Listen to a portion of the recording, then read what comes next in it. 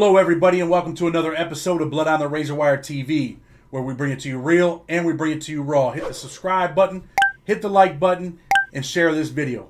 I promise you I got a really special guest coming on today. I'm going to let him introduce himself, tell you about where he's from, and all of that. So go ahead. You got the mic. My name is Eddy Cox. I'm from Kansas City, Missouri, and I've just spent the last 32 years in federal prison. And I was just released on a compassionate release motion approximately 3 months ago. And yeah. You're good. So listen, let me ask you this, because I know your case involved the Black Mafia family, right? That was the original Black Mafia family, right? That was the original Black Mafia, which was out of Kansas City back in the 60s. Yes. Yes. All right. Froze right now. I want to ask you this. How does a white guy become the boss of the Black Mafia family? It wasn't easy. You had to get respect. and respect back in those days was basically very violent. So, believe me, I understand. So that was out of Missouri, right? That was out of Kansas City, Missouri, yes. And you're sitting in prison now, years later. What year did you go to prison first? 1970. 1970 till when? Until just now, until 2021. Actually, I got a new trial in 1989, and then I was reconvicted in 89. So that would mean you spent about 40 years in there straight. Did you get out from 1970 until 2021? Yes, I got out in 1989. I was out on a new trial, and then I was convicted again on the same case. Wow, what did that feel like to get out of jail, get a new trial, and then go back to jail for the same thing? It's nothing nice. It's nothing nice. How old were you back then, Eddie? I was like 35 years old when I caught my original case, and I'm 86 now. 86. You finally made it out, man. And you know, a lot of people. I made it out. So this is the thing, man. You finally made it out. Some people know who you are. I know who you are because you were a top-notch, one of the best jailhouse lawyers in the federal prison system, right? Well, that's what they said. Yes, we worked on a lot of people's case, and we got a lot of people justice. That's what's up. So now you're sitting in prison, right? And you hear about this Black Mafia family, I'm sure, in the media and all the guys in Atlanta, Big Meech. What was your first thought when you started seeing them guys on TV and seeing them go to jail? What do you think of Black Mafia family? I didn't really know who they were. I didn't know there was any other. I didn't know that they had adopted the Kansas City Black. Actually, we didn't give the name. We didn't have that name. The Department of Justice named us as the Organized Crime and Racketeering Section. So they named your organization the Black Mafia Family. You're an old white guy that's running it. And a lot of people are going to watch this video and be like, what? But they could Google it. They could Google Eddy Cox. They could Google Missouri. And they can find articles that say Black Mafia Family, that the Department of Justice gave you guys this name. Yeah. Yes. They can go all the way back to the Kansas City Star, clear back to 70 with the articles, the news articles go all the way back to 1970. I know a lot of people are going to watch this video and just be like, what? So let me ask you this. When you finally get out of prison, right, you win your compassionate release motion. Who wrote that for you? Did you write that yourself? Did someone? I wrote it myself, yes. Okay, so you wrote your own compassionate release motion. Did you file it pro se? Yes, I filed it pro se. And you end up getting out of prison, right? What does it feel like? The people are going to want to know, what does it feel like to walk out of prison after serving that much time and come out here to this brand new world? It's unreal. It's really unreal. People have changed. Times have changed. Everything has changed. Were you shocked? One of the biggest things that I've noticed in change, people are no longer courteous to one another. people outside here have changed greatly. You know, I mention this a lot in a lot of my videos, Eddie, where I talk about, you know, the Shawshank Redemption movie. You ever seen that movie when you were in prison? No, I didn't. I've never seen it. Well, I want you to watch that movie because your story reminds me of that. So we're gonna go inside the prison system now. You were in prison when it was extremely violent back then, right? What places were you Yes, at? it was. Back when I was in prison, like at Marion, they didn't even lock down for murderers. They maybe shut a corridor down for 30 minutes while they mopped up the blood and carried on. But there wasn't even lockdowns back in the day for murders even. You went in there. You were a lot younger, obviously. Did you ever have to put in any work? I'd rather not say. Well, You know. we don't have to talk about particulars, but I mean, was your hand ever forced? Yes. People will try you in maximum security prisons. Somebody always going to think that you're weak. This is always going to happen. You were around some real gangsters, I'm sure, over them years, right? Right. Who were some of the people you were with in federal prison? Practically anybody that you could name back in the day. Back in Marion, all during the late 60s and early 70s, if you were a member of organized crime or alleged member of organized crime, you were automatically committed to Marion. And also, in the early 70s, California got rid of all of the ABs and sent them to Marion.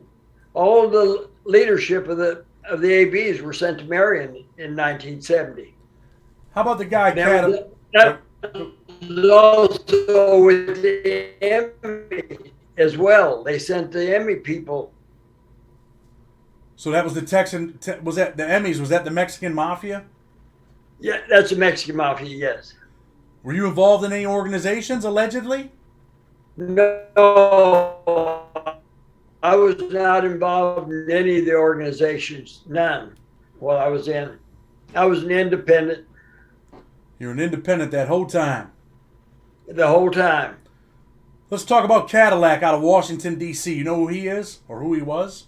Yes, I do. Were you friends with him? He was killed at Marion. He was killed at Marion. That's why I'm asking you. Were you friends with him? I knew him. You ever do I any wasn't really friends with him. I knew him. You ever do any legal work for him? No, I did not. At Marion was strictly segregated back in the days, in the 70s and 80s. Were you... Everybody... Go ahead, I'm sorry. Everybody that was either tipped up or even the independents. It was just a segregated facility. Marion was in those days. There was no basic integration within the system. So, were you there when he was killed, when Cadillac got killed? Were you at Marion? No, I was not at Marion then. I was at Leavenworth in those years. So what about Tommy Silverstein? You ever met him? Yes, I met Tommy Silverstein. I met Tommy. I met him at Leavenworth before he ever went to Marion. What was he like as a person before he got jammed up with all the murders and all that stuff? Well, he was a sociable person. In fact, he was a very courteous man. He showed respect. Respectful guy. He just died recently, right? I understand that. I think he died at ADX in Colorado.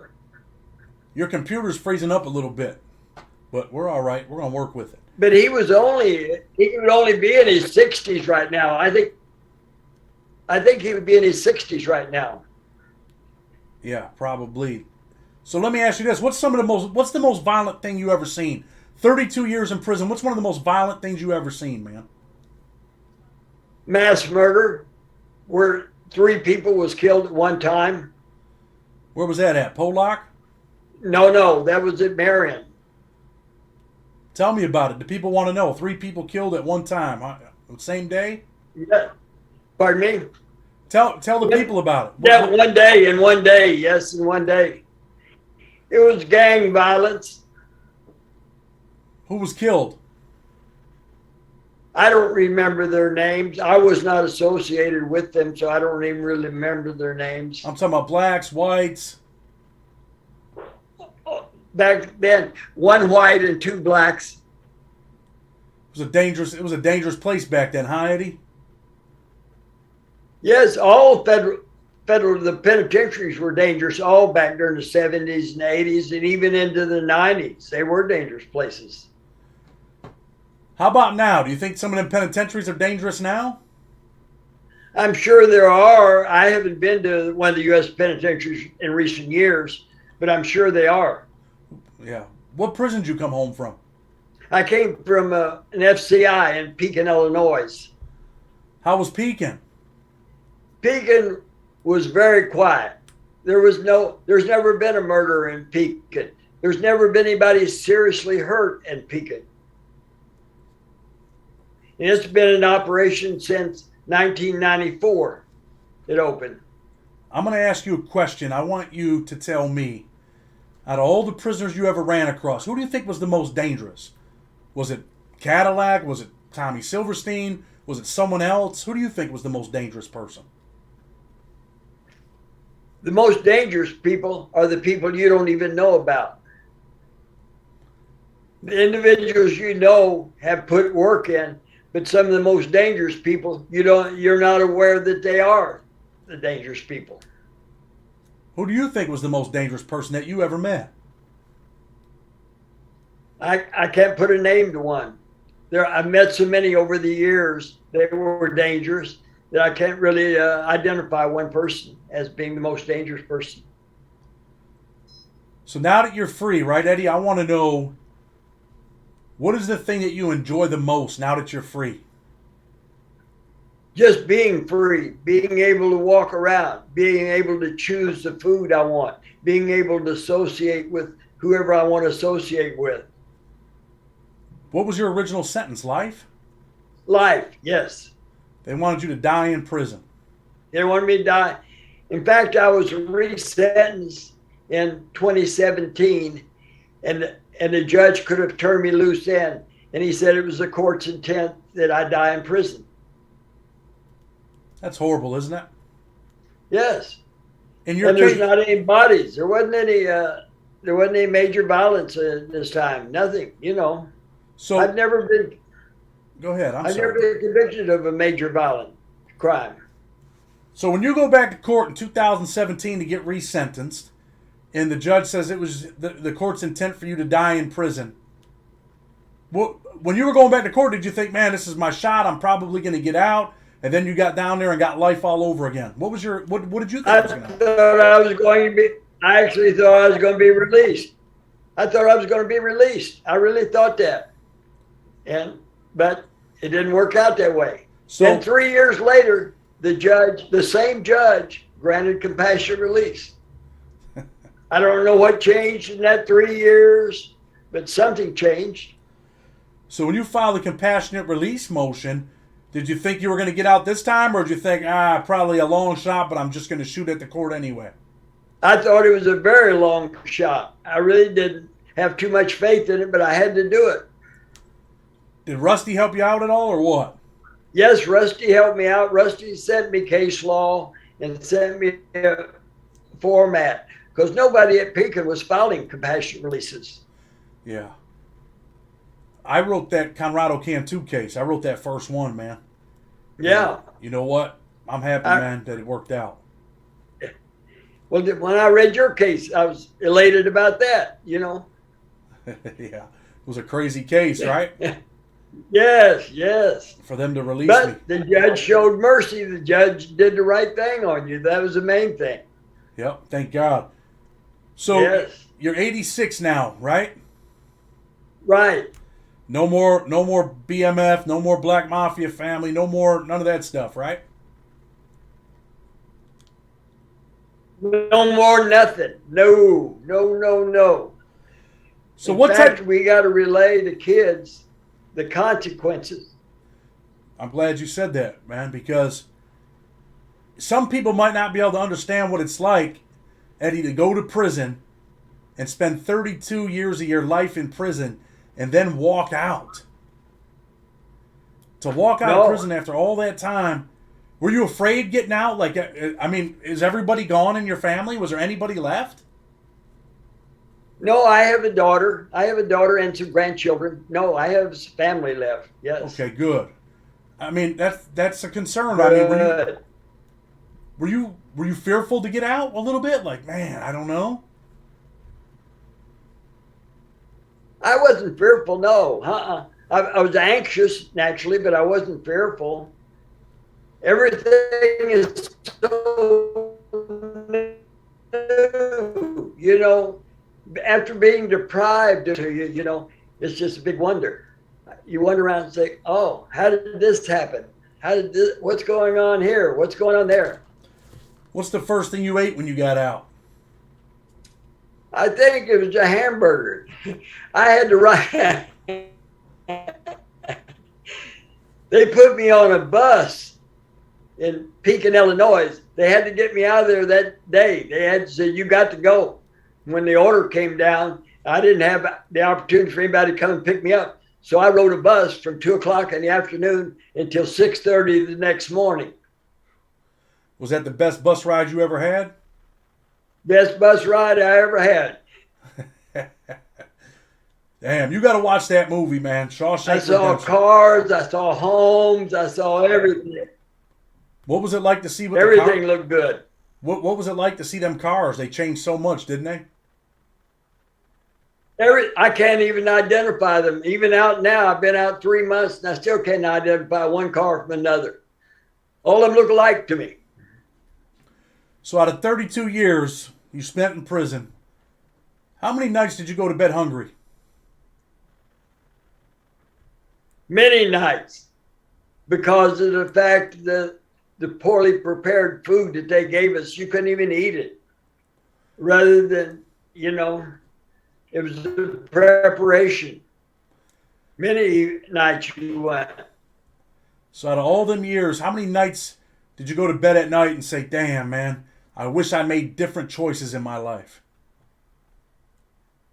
Many, many of them. In the last few years, probably every night. As you get old, it really takes effect. When you realize the bad mistakes you made and the bad decisions you made. It's crazy, man, that you spent that many years in prison. You know, it bothers me that you went back for resentencing in 2017 and they just left you in there and said the court's intent was for you to die and you didn't even kill anybody, man. What kind of drugs was it? No. Pardon me? What kind of drugs did your case involve back then? What was what? The drugs back then. What kind of drugs? Hey, it was heroin. Heroin. Because back in the day, amphetamine in the 60s, you could buy over the counter. It wasn't even regulated.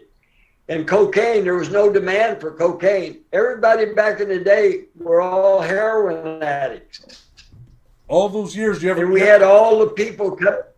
Pardon me? Go ahead. Did I'm I sorry. do what? Go ahead. I'm sorry for interrupting you. Oh, no, I've never used drugs. I've never used any kind of drugs.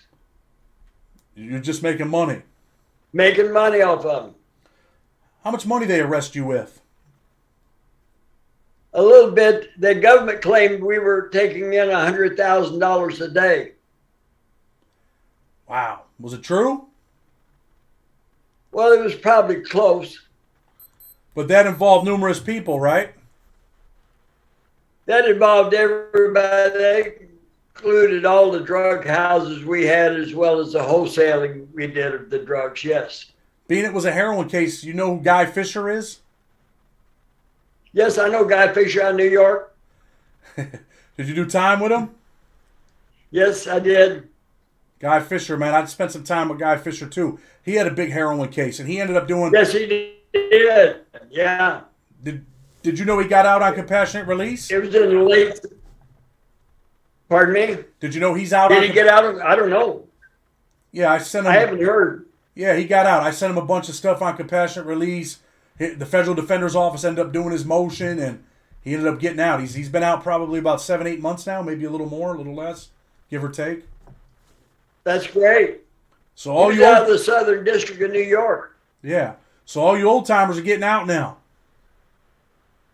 Yeah.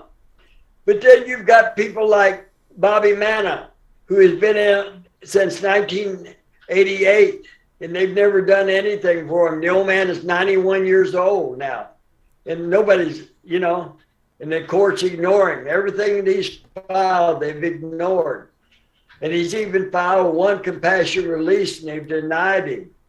What court is that case out of?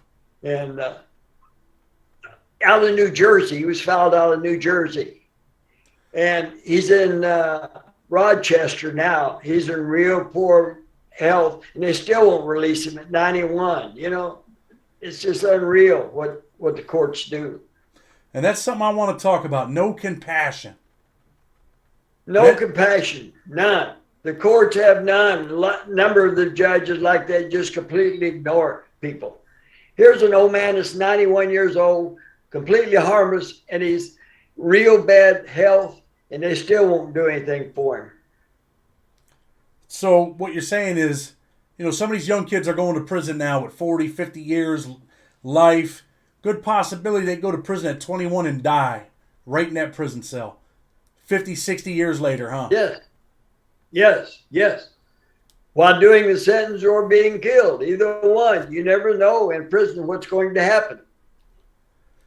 Everything's subject to change on a daily basis, isn't it? On a daily basis, everything is different. No 2 days are the same. What was one of the hardest days you spent in prison? Probably when my grandchildren were born. I wasn't there. How old are your grandchildren now? Well, they're in their teens, late teens now. At least you got some time now. You're going to get to spend some time with them and, enjoy your life. I want, Eddie, man, Eddie, I really hope the best for you, man. I want you to enjoy your life, and I feel bad about it, man. I feel bad that you spent 32 years of your life in prison for a nonviolent drug crime, and they wanted you to die there, and that judge just happened to have a good day and grant your compassionate release that day, man. Thank God, man. Think of other people that's in the same situation. Think of youngsters out there now that's going to end up spending their whole life in jail for nothing, just for a nonviolent drug offense. And nobody is telling them what the consequences are. Nobody is really explaining to the youngsters what's going on with the system. All the legal work that you've done over the years, I used to tell people, hey, it's easy to get in here and hard as hell to get out. Tell the people, is it hard to win in court? It's almost impossible. I don't care how right you are. The courts never want to admit they made a mistake. So you could be 100% right. The law could be in your favor. The facts are in your favor, and you could still lose. Is that what you're telling the people? Still lose. Yes. How many of those types of cases you think you lost where you should have won? Hundreds. Sad, man. Sad. Hundreds. So I'm going to close the show soon, but I want you, you bring a different perspective because you spent 32 years in prison. No disrespect to you. You came out as an older man, 86 years old. The best years of your life were spent in prison, right? So that's exactly right. What message would you give to the kids, man? Don't do it. No matter what it is, the price is too great. Say that again. The price is too great. You never want to pay the price. The price could cost you your life, man. It's a sad day, man. So, Eddie, I'm going to thank you for coming on the show. Let you know I appreciate you. If there's anything that I can do for you, I'm going to try to send some work your way, man, so you can, make a decent living. And I know you're phenomenal with what you do. You're real good on 2255s. I'll do everything I can, man. And I want you to know, man, I appreciate you and I respect you. You're a person that I respect, man. I appreciate that, Chad. Yep. I'm going to close the show, man. Blood on the Razor Wire TV. Make sure you hit the subscribe button. Hit the like button. You want to know more about Eddie and his case? Google him. Eddy Cox, Missouri, Black Mafia Family. I know, it's crazy. A white dude ran the Black Mafia Family. But that's what the Department of Justice said. Until tomorrow, Blood on the Razor Wire TV, we're out.